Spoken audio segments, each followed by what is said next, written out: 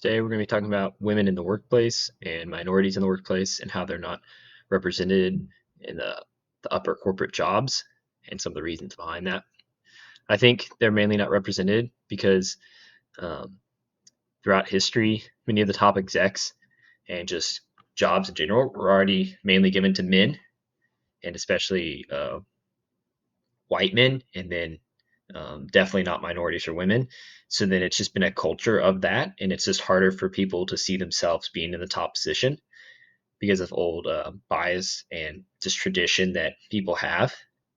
Um, and I think there's just an unconscious bias that people have that can lead to thinking that women and minorities are less suited for leadership roles.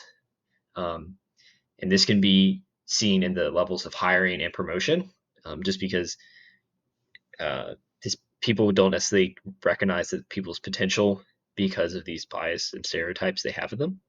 Um, and then still, the majority of teams today are going to be probably mainly white males, and it's just harder for women and minorities to find people that will see potential in them and allow them to be mentors, and who could speak up for these people who are women or minorities.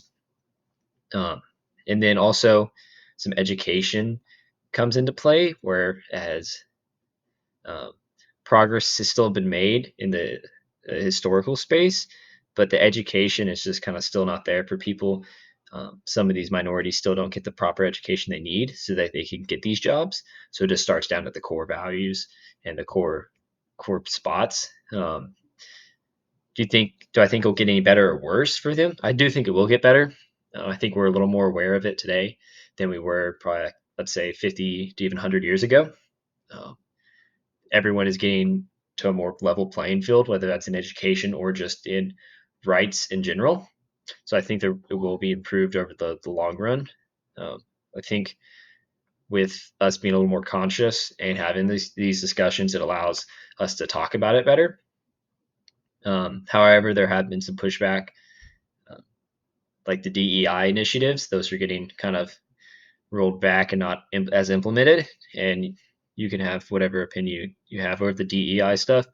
Um, but I think regardless, we should be hiring people from all sorts of backgrounds as long as they're good for the job and they can um, improve and show their value to the company. I think that's the way this thing should go, and I don't necessarily think we should be discriminated against people just based off of some external factors. We should really be looking at their competency and how well they can perform at a job.